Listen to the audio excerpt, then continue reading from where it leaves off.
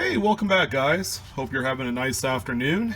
So I finally finished my last trip to an LCS, and believe it or not, my local coin shops here in the area, and I'm out here in Sacramento, they're kind of slim on the pickings, I guess, for quality material. And a lot of what they do carry are a lot of slabbed, graded pieces, not specifically of the Lincoln steel sense, but just all coins in general. It seems to me they do a lot more dealer-to-dealer networking stuff as opposed to actually selling raw or sometimes graded material through their shop. And a lot of them run their own websites now. So I wanted to do a little recap on my findings, and here's the first three. And I guess a great jumping off point in this whole thing is recognizing exactly what a brilliant uncirculated coin is not. Okay, so these two examples right here, you have a 43S, which is here on the right hand side. That was prefaced into the video I had put up a day ago. That sold for $4,600, so that's why I'm doing this video, is to see if I could find something similar. And it's 43. All right, so a steel cent, fresh off the press, and I have a few other examples, would exhibit some of the most cleanest surfaces. However, the steel planchet, even though they're zinc coated, are extremely reactive to the elements, much like copper is. So this one right here, this 43 Philly, has a lot of spots on there and some high wear. Okay, so that's a coin that obviously has seen some time in circulation during its day. The 43S, same thing, lots of spots, as a result of moisture. And, these are typically what I would call AU. The AU examples in the steel sense are just okay. And you wouldn't want to pay anything over $1 each. So if you're looking for a semi-decent, I guess, type pieces for like maybe an album or just to have, these would suit you just fine if you just want to invest $1 or $2 or maybe $5 for the whole set of 3 mint marks. But those are two about uncirculated examples there for your future reference. While at first glance they look great, they've been used. So here's one that is a lot nicer. This is a 43D. This is one in which I've found at the same dealer that I bought the two here, and I paid $5 for this. And this is what I would classify to be a mint state 64, 65 type region. If you tilted the coin just so you could see kind of like a wet milky white glaze, which would indicate that the surface has already reacted to the atmospheric elements. Okay, it's inescapable. The coin has seen very little circulation, if any, and the coin is pretty. If I were looking for a coin for a 1940s Lincoln Wheat BU collection, this would definitely be heavy on my list.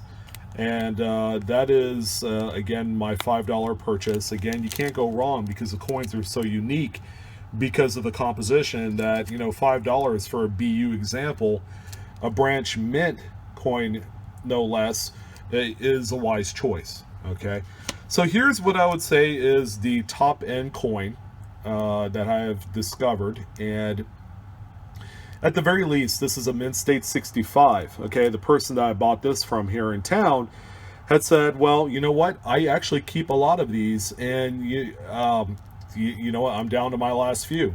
So he had this one, and he had a couple 43Ps that were in less desirable shape, so they wouldn't make they wouldn't make any sense to put it on this video as if it's going to be grading anything less than this 43D. But I mean, it's nice and lustrous. In the fields you can see a couple voids, not necessarily any sort of coin to coin contact, but the luster on these have been known to have little breaks in them, just based off of the transference of the image from the die to the planchet, and taking into account any metal flow movement as the coin's being struck, because you want to keep in mind the coins are being pressed together and the coin stretches out till it, you know, kind of meets the collar, the ring that surrounds the actual die. So this is an actually phenomenal looking coin. Again, it's about mint state 65. I think the reverse looks a lot better than the obverse, but you know, there's a few things in this coin that would prevent me from sending out to grading. If this graded out as 65, it's essentially a $10 coin. I would have lost money in the transaction of paying for the actual grading service, shipping for it to come back to me, shipping for it to go out.